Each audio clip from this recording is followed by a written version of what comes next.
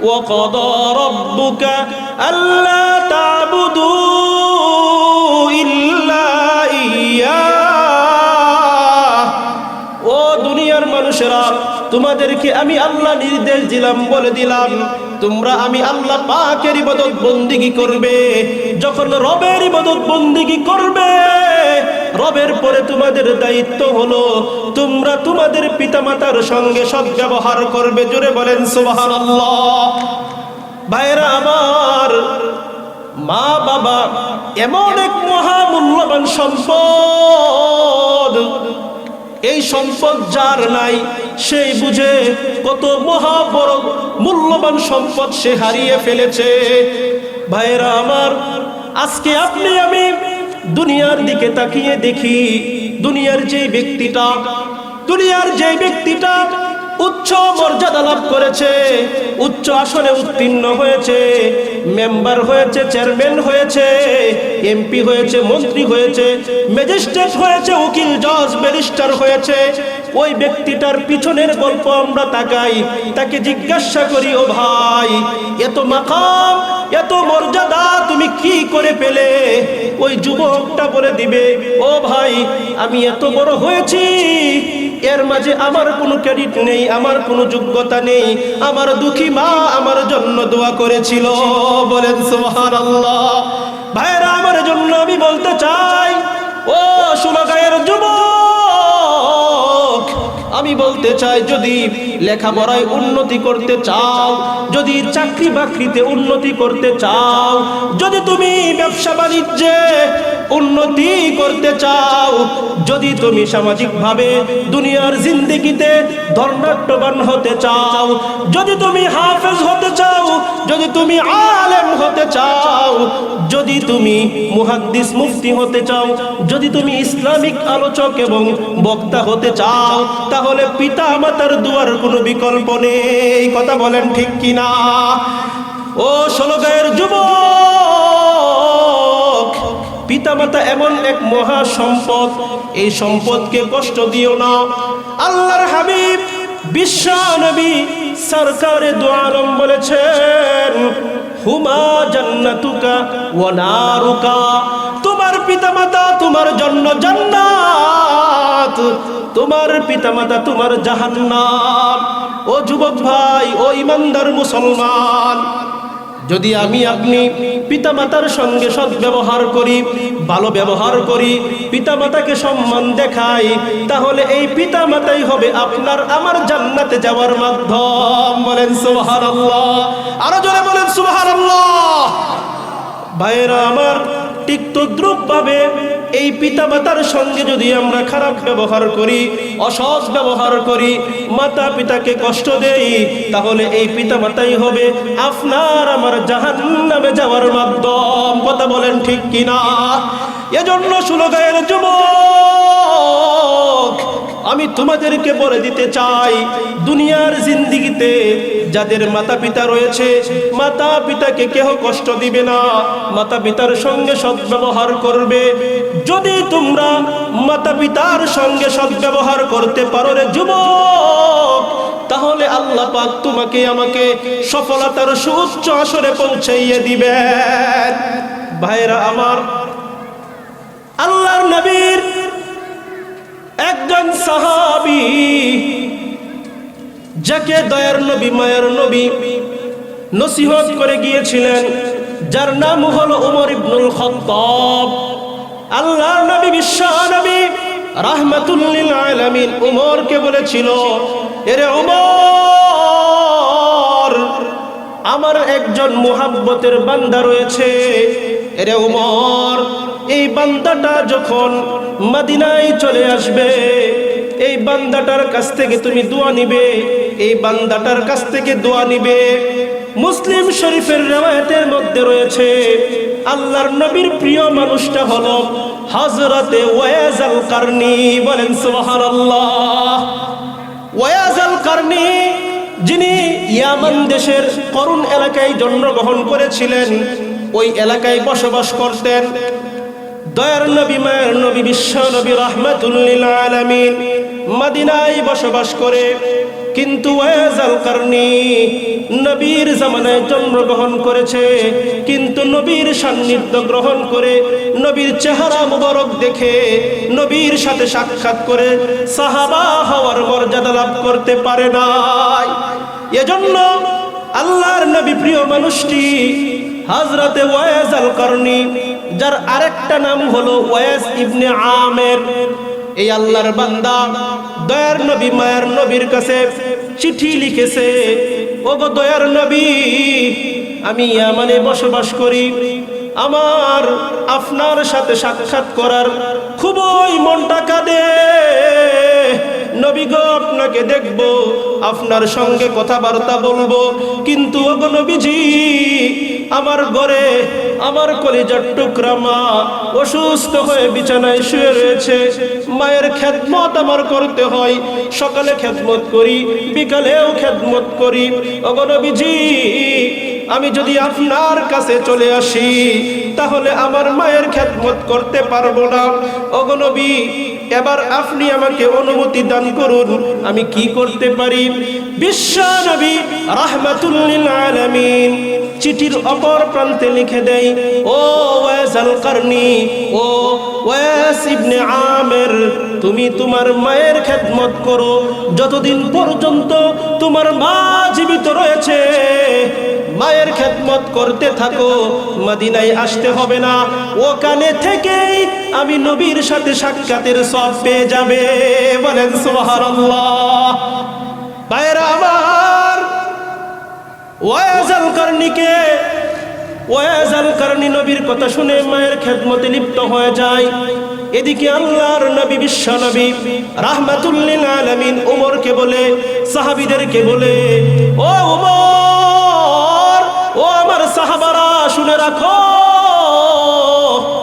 ইয়ামানের একজন যুবক রয়েছে, যে যুবকটা মায়ের খেদমতে ব্যস্ত, যুবকটা যখন মদিনায় আসবে, ওমর তুমি যুবকের কাছ থেকে দোয়া নিবে, ও আমার সাহাবারা তোমরাও ওই যুবকের কাছ থেকে দোয়া নিবে। নবী আমার দুনিয়া থেকে চলে যায়, এদিকে ওমর ফারুক সেই ইয়ামানের রাস্তার দিকে তাকিয়ে থাকে। ইয়ামানের কাফেলা আসে, আর উমর শুধু জিজ্ঞাসা করে, তোমাদের মধ্যে কেউ কি ওয়াইস আল কারনী রয়েছে কিনা? কাফেলারকে জিজ্ঞাসা করে, ওয়াইস আল কারনী আসে না। উমর পেরেশান হয়ে রাস্তার পাশে দাঁড়িয়ে রয়েছে, কারণ দয়ার নবী উমরকে আদেশ দিয়েছে। এবার বহুদিন যাওয়ার পরে উমর ফারুক দেখলো তাকিয়ে, বড় একটি কাফেলা ইয়ামান থেকে মদিনায় প্রবেশ করতেছে। উমর এবার ওই কাফেলার কাছে গিয়ে জিজ্ঞাসা করে, আরে ভাই, তোমাদের মধ্যে কি কেহ ওয়াইস আল কারনী নামের কেহ রয়েছে কিনা? কাফেলার লোকরা বলে দেয়, হ্যাঁ হ্যাঁ, আমাদের মধ্যে একজন ওয়াইস আল কারনী রয়েছে। বলে সে কোথায়? বলে সে মদিনায় নবীর রওজায় গিয়ে সালাম দিতেছে। বলেন সুবহানাল্লাহ। এরা মুমিন বান্দা সুলগের যুবক ওমর ফারুক এবার মদিনায় নবীর রওজার কাছে গিয়ে দেখে একজন যুবক দাঁড়িয়ে দাঁড়িয়ে নবীর রওজায় সালাম দিতেছে। ওমর ফারুক পিছন দিকে গিয়ে বলে, আরে ভাই, তোমার পরিচয়টা কি আমাকে দাও। ওমর ফারুক যখন পরিচয় জিজ্ঞাসা করলো, এবার ইয়ামানের সেই যুবক ওমর ফারুককে বলতেছে, আমার নাম হলো ওয়াইস ইবনে আমের, আমি করন ইয়ামানের করন থেকে এসেছি। ওমর এবার ওই যুবকটাকে জড়িয়ে ধরে ওমরের কামরার দিকে নিয়ে যায়। ওমর নিজের আসনে সিংহাসনে বসিয়ে ওমর পাশে বসে জিজ্ঞাসা করে, আরে ভাই ওয়াইস আল কারনী, তুমি আমার জন্য দোয়া করো, আমাদের জন্য দোয়া করো। আরে ভাই ওয়াইস আল কারনী, দয়ার নবী মায়ের নবী বিশ্ব নবী রাহমাতুল লিল আলামিন আমাকে বলেছে আমি যেন তোমার কাছ থেকে দোয়া নেই। বলেন সুবহানাল্লাহ। এর ভাই ওয়াইস আল কারনী, বিশ্ব নবী দয়ার নবী আমাকে একটি চাদর দিয়েছে, এই চাদরটা আমাকে বলেছে তোমাকে হাদিয়া দেওয়ার জন্য। ও ভাই ওয়াইস কারনী, এই চাদরটা হাদিয়া হিসাবে গ্রহণ করো। এবার উমর ফারুক ওয়াইস আল কারনিকে জিজ্ঞাসা করে, এরে ভাই ওয়াইস আল কারনি, একটু খুলে বলো কেন এত সম্মান তোমার? তুমি কি কাজ করেছো যাহার বদৌলতে দয়ার নবী আমাকে বলেছে তোমার কাছ থেকে দোয়া নেওয়ার জন্য?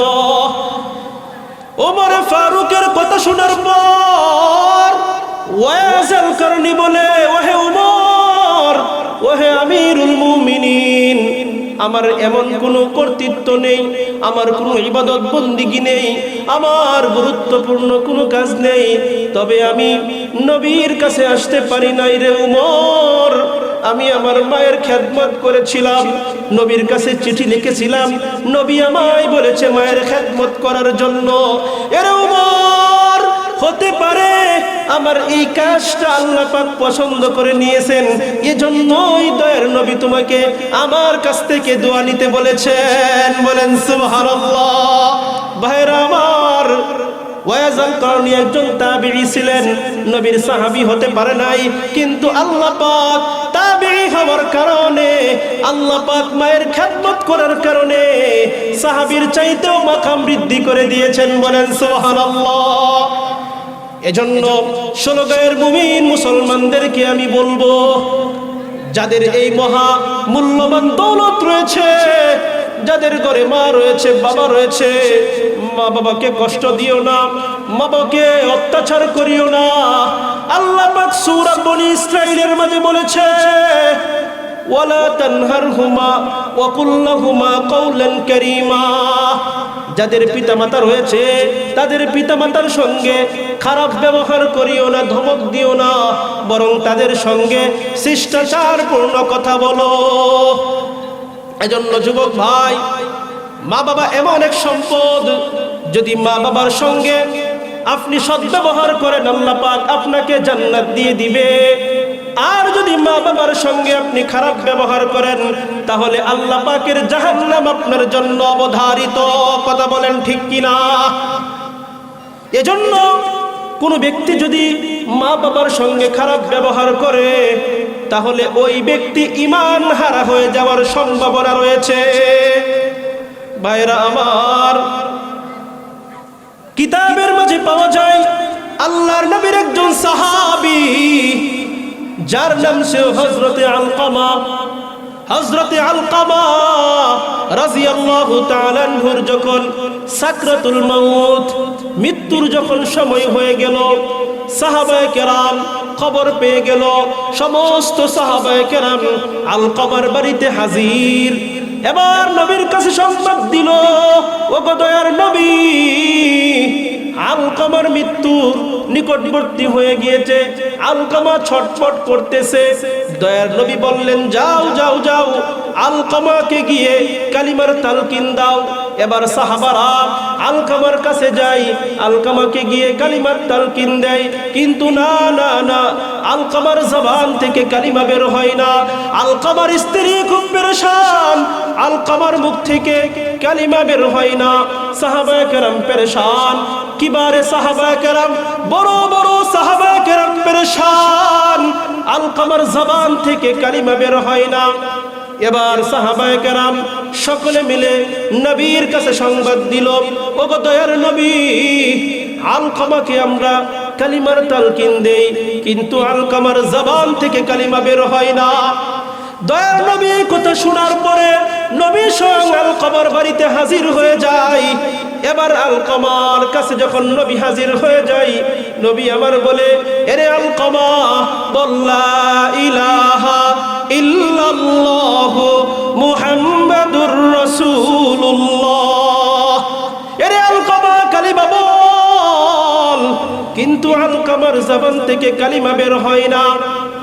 এমন সময় নবী আমার আলকামার স্ত্রীকে জিজ্ঞাসা করলেন, এরে আলকামার স্ত্রী, এরে আলকামার আহলিয়া, আলকামা কি কাউকে কষ্ট দিয়েছেনি? দুনিয়ার জিন্দেগিতে আলকামা কাউকে কষ্ট দিয়েছেনি? আলকামার স্ত্রী আমার বলে, ওগো দয়ার নবী, আলকামা আমার শাশুড়ি, মানে হলো আলকামার মাকে কষ্ট দিয়েছে। ও দয়ার নবী, ইয়া রাসূলুল্লাহ, ইয়া হাবিবাল্লাহ, আলকামা তার মাকে সকালে কষ্ট দিয়েছে, বিকালেও কষ্ট দিয়েছে, একদিন নয়, 2 দিন নয়, বহুদিন পর্যন্ত মাকে কষ্ট দিয়েছে। এবার যখন আলকামা কষ্ট দিল, আলকামার জবান থেকে কালিমা বের হয় না, কালিমা উচ্চারণ হয় না। এবার দয়ার নবী আলকামার মায়ের কাছে বলতেছে, এরে আলকামার মা, আলকামা তোমাকে অনেক কষ্ট দিয়েছে তাই না? আলকামার মা বলে, হ্যাঁ হ্যাঁ দয়ার নবী, আলকামা আমাকে 1 দিন নয়, 2 দিন নয়, বহুদিন পর্যন্ত কষ্ট দিয়েছে। এবার দয়ার নবী বলতেছে, এরে আলকামার মা, আলকামাকে মাফ করে দাও। আলকামার মা বলে, ইয়া রাসূলুল্লাহ, ইয়া হাবিবাল্লাহ, না না না, আমি আলকামাকে ক্ষমা করব না। এবার দয়ার নবী বলতেছে, ওরে আমার সাহাবারা রে, আলকামার ডান পাশে লাকড়ি রাখো, আলকামার বাম পাশে লাকড়ি রাখো, আলকামার নিচে লাকড়ি রাখো, আলকামার উপরে লাকড়ি রাখো। লাকড়ি রাখার পর আলকামার শরীরে আগুন ধরিয়ে দাও। আলকামার মা এবার বলে, ওগো নবী, আমার সন্তানকে, আমার কলিজাকে কেন পোড়ানো হবে? নবী আমার বলে, এরে আলকামার মা, যদি তুমি আলকামাকে না মাফ করো, তাহলে দুনিয়াতে তো আমরা পুরাইতেছি, কাল কিয়ামতের ময়দানে আল্লাহ পাক ইহার চাইতেও 70 গুণ বেশি আগুন দিয়ে আলকামাকে পুরাইবে।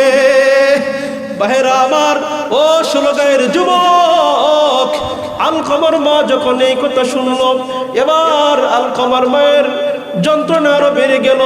মা জননী সন্তানের কষ্ট সহ্য করতে পারে না।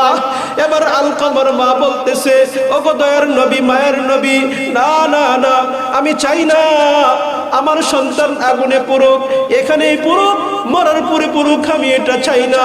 ওগো দয়ার নবী, আমি আমার সন্তানকে মাফ করে দিলাম। বলেন সুবহানাল্লাহ। ভাইরা আমার, এজন্য মাকে কষ্ট দেওয়া যাবে না, মায়ের সঙ্গে সদ্ব্যবহার করতে হবে। বুখারী শরীফের riwayate রয়েছে, আবু হুরায়রা থেকে বর্ণিত, আল্লাহর নবীর একজন সাহাবী, ক্বালা জাআ রাজুলুন ইলা রাসূলিল্লাহি সাল্লাল্লাহু আলাইহি ওয়াসাল্লাম, আল্লাহর নবীর একজন সাহাবী আবু হুরায়রা বলে, এক ব্যক্তি আয়েশা জিজ্ঞাসা করতেছে, ওগো নবীজি, বিহুসনি সুহবতি ইয়া রাসূলুল্লাহ, ওগো দয়ার নবী, আমি উত্তম ব্যবহার কার সঙ্গে করব? সবচেয়ে উত্তম ব্যবহার আমার কাছ থেকে কে পাওয়ার যোগ্য? নবী এবার বললেন, ক্বালা উম্মুকা, সুম্মা মান? ক্বালা উম্মুকা। ক্বালা সুম্মা মান? ক্বালা উম্মুকা। ক্বালা সুম্মা মান? ক্বালা আবুকা। ওই ব্যক্তি এবার নবীকে জিজ্ঞাসা করে, ওগো নবী, সবচেয়ে বেশি মোহাব্বত ভালোবাসবো কাকে? নবী আমার বললেন, তোমার মা। এবার ওই ব্যক্তি বললেন, এরপরে কে? নবী আমার বললেন, তোমার মা। এরপরে বললেন, ওগো দয়ার নবী, এরপরে কে? নবী আমার বললেন, তোমার মা। 3 বার বললেন, আমার তোমার মা। এবার ওই ব্যক্তি নবীকে জিজ্ঞাসা করে, ওগো দয়ার নবী, 4র্থবার কে? নবী আমার বললেন, তোমার বাবা। বলেন সুবহানাল্লাহ। ভাইরা আমার, মায়ের কথা বেশি বলেছেন, কারণ হলো মা জননী বাপের চাইতেও বেশি কষ্ট করে। আল্লাহ পাক কোরআনে কারিমে বলেছেন, হামালাতহু উম্মুহু কুরহা ওয়া ওয়াদাতহু কুরহা, তোমার মা তোমাকে গর্ভে ধারণ করে কষ্ট করেছে। এরপর যখন মা জননী 10 মাস 10 দিন গর্ভ ধারণ করার পরে, বহন করার পরে, তোমাকে যখন দুনিয়ার জিন্দেগিতে প্রসব করেছে, তারপরেও মা জননী কষ্ট করেছে। কেমন কষ্ট করেছে দুনিয়ার কোন পুরুষ মানুষ কোনোদিন বুঝতে পারবে না। কথা বলেন ঠিক কিনা? ভাইরা আমার, সন্তান যখন কোনো পেরেশানিতে পড়ে যায়, মা জননী পেরেশান, সন্তান ক্ষুধার্ত, মা পেরেশান, সন্তান তৃষ্ণার্ত হয়ে গেলে মা পেরেশান, সন্তান যখন কোনো কঠিন রোগে আক্রান্ত হয়ে যায়, মা জননী পেরেশান হয়ে যায়। সন্তান যদি দূর প্রবাসে বসবাস করে, ওখানে সন্তানের কোনো কিছু হয়ে গেলে সর্বপ্রথম জেনে যায় আমার মা। কথা বলেন ঠিক কিনা? মা আজ কেন আমায় সোহাগ মাখা ডাক ডাকো না। তোমার স্মৃতি আজ বারে বারে কেন যে পড়ছে মনে, তোমার স্মৃতি আজ বারে বারে কেন যে পড়ছে মনে, তোমার মায়াবী মুখটা মাগো শুধু যে ভাসছে দুনয়নে, তোমার মায়াবী মুখটা মাগো ভাসছে শুধু দুনয়নে, তোমার স্মৃতি আজ বারে বারে কেন যে পড়ছে মনে, তোমার মায়াবী মুখটা মাগো ভাসছে শুধু দুনয়নে। মা ও গো মা ফিরে কি আর আসবে না, ফিরে কি আর আসবে না। ভাইরা আমার, ও সুলগায়ের যুবক, সন্তান যদি কোনো কষ্টের সম্মুখীন হয়ে যায়, মা জননী পেরেশান হয়ে যায়। ওই তো কিছুদিন পূর্বের ঘটনা, চাঁদপুরের একটা যুবক মায়ের সঙ্গে রাগ করে ঘর থেকে বের হয়ে গিয়েছে। সন্তান যদি রাগ করে মা জননী পেরেশান হয়ে যায়, এই সন্তানটা মায়ের সাথে রাগ করে ঘর থেকে বের হয়ে গেল। একদিন যায়, 2 দিন যায়, 3 দিন যায়, মা সন্তানের কোনো খোঁজ পায় না। এই সন্তান সেই চাঁদপুর থেকে বের হয়ে ঢাকা শহরে চলে আসলো। ঢাকায় আসার পরে সন্তান এবার গার্মেন্টসের মধ্যে কর্মতে ব্যস্ত হয়ে গেল। মায়ের কাছে সন্তান খবর দেয় না। মা সন্তানের জন্য কান্না কাটে, রবের দরবারে দোয়া করে, ও গো দয়ার সাগর আল্লাহ, আমার জাদুটা যেখানেই থাকে না কেন ওকে তুমি ভালো রাখিও, ওকে তুমি সুস্থ রাখিও। মা জননী কান্দে সন্তানের জন্য। এই সন্তান মাকে জানাই না কোথায় আছে। এইভাবে 1 মাস 2 মাস চলে যায়, 6 মাস চলে যায়। ওই দিক দিয়ে রমজানের ঈদ চলে আসে, সন্তান মায়ের খবর নেয় না। মা জননী রমজানের 30টা রোজা রাখার পরে যখন ঈদের দিন চলে আসবে, আগামীকালকে ঈদ, এই দিন মা জননী সেজদায় গিয়ে রবের কাছে কান্না করে, ও গো দয়ার সাগর আল্লাহ, আমার কলিজার টুকরা সন্তান কোথায় যেন রয়েছে। এত বছর পর্যন্ত সন্তানকে নিয়ে আমি ঈদ করলাম, আনন্দ করলাম, এবার হয়তো আমার সন্তানকে নিয়ে আমি ঈদটা করতে পারবো না। ঠিক এমন সময় আল্লাহ পাক মায়ের দোয়া কবুল করেছে। 3 ব্যক্তির দোয়া আল্লাহ পাক কখনো ফিরে দেয় না।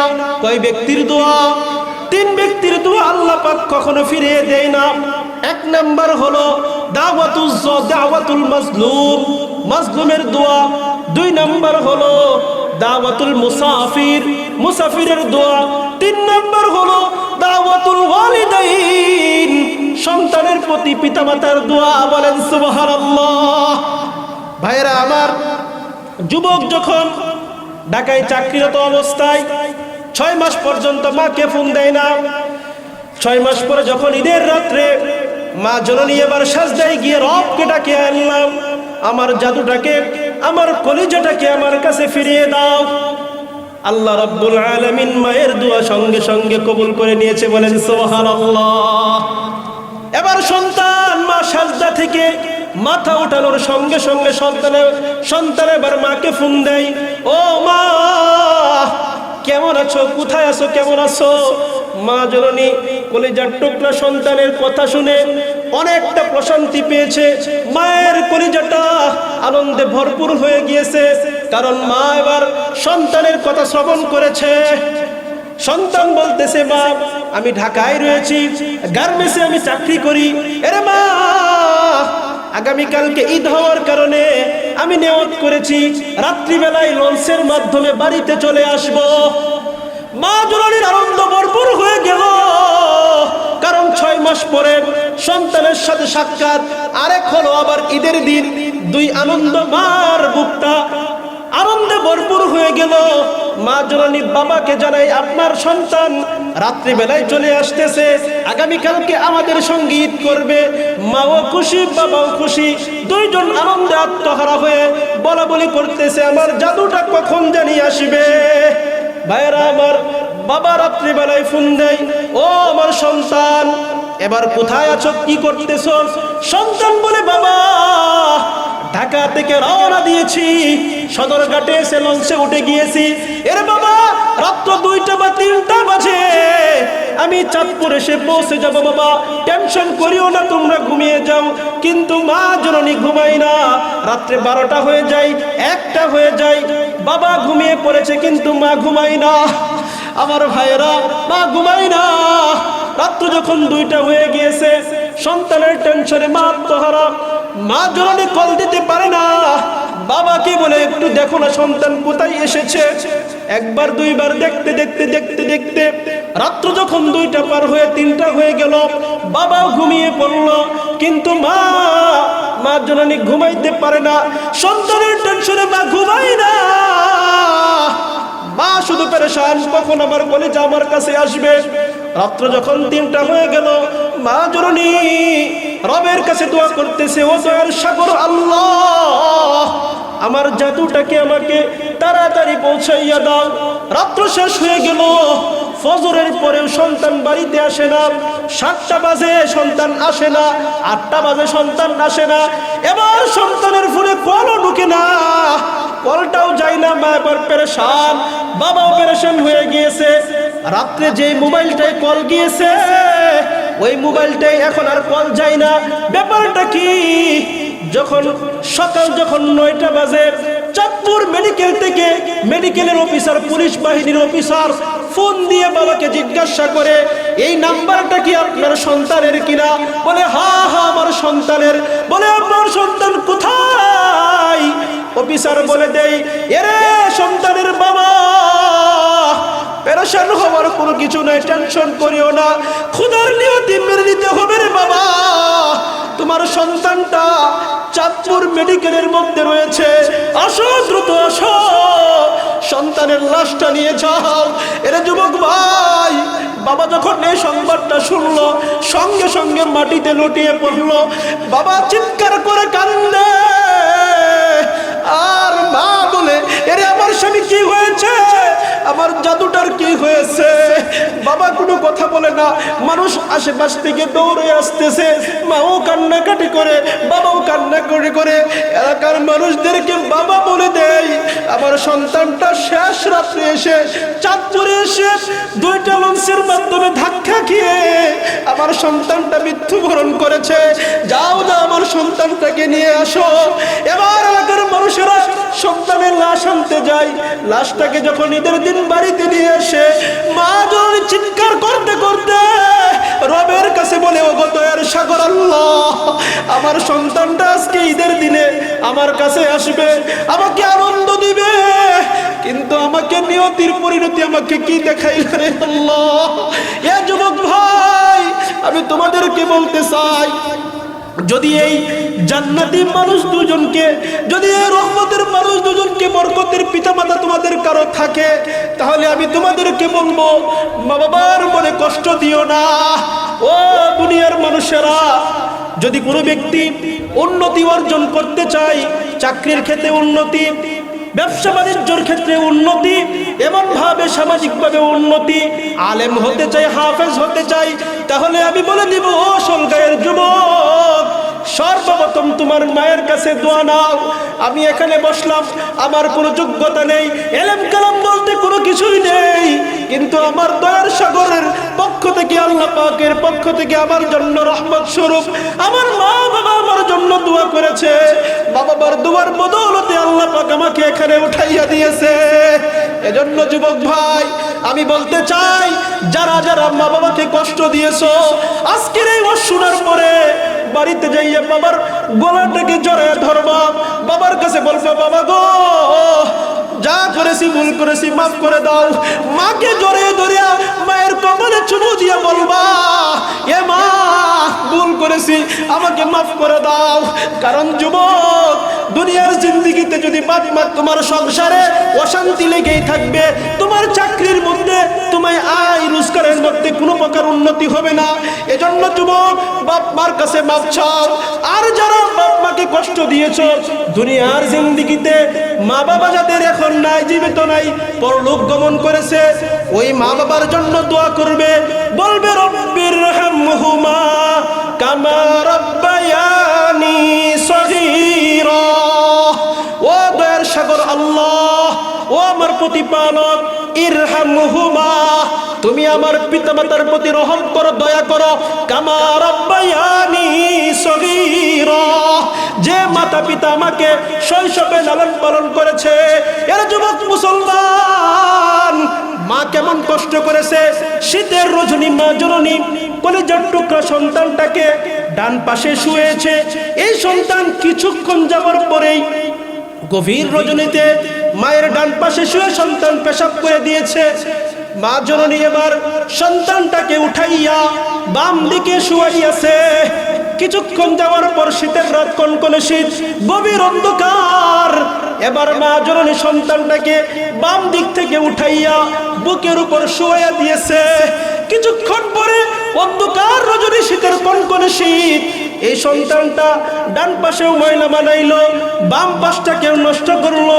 মা জননীর বুকের উপরে শোয়ানোর পরে এই যুবকটা, এই ছোট্ট বাচ্চাটা মায়ের বুকের উপরে পেশাব করে দিয়েছে।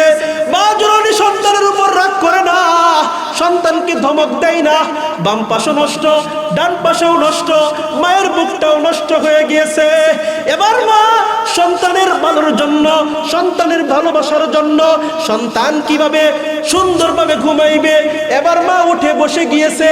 এবার মা পাও দুটা বিছাইয়া এই পায়ের উপরে সন্তানটাকে শুয়ে দিয়েছে। মা রাত্র ঘুমাই না, সারা রাত্র মা জাগ্রত থেকেছে। এর যুবক, এইভাবে একদিন নয়, 2 দিন নয়, আপনার আমার মা একাধিক দিন পর্যন্ত মাসের মাস কষ্ট করেছে। এজন্য আমি যুবক ভাইদেরকে বলবো, যারা তোমরা মায়েদেরকে কষ্ট দিয়েছো, মায়ের কবরের পাশে গিয়া মায়ের কবরের মধ্যে মাপ চাইবা, রবের কাছে বলবা, আয় আল্লাহ, ভুল করেছি, ক্ষমা করে দাও। মা বাবার জন্য সদকা করবা, মা বাবার জন্য দোয়া করবা, হতে পারে আল্লাহ পাক তোমার মা বাবাকে মাফ করে দিবেন। এজন্য ভাইরা আমার, আমি বলবো, আমাদের মা বাবা অনেকের আছে, অনেকের নাই। বাপ মাকে আমরা কষ্ট দিয়েছি অসংখ্য গণিতবার। আল্লাহর কাছে মাফ চাইবো, মা বাবার কাছে গিয়ে মাফ চাইবো। আল্লাহ পাক যেন আমাদের প্রত্যেকের পিতা মাতাকে জান্নাতের উঁচু মাকাম, জান্নাতুল ফেরদাউস দান করে, সকলে বলি আমিন।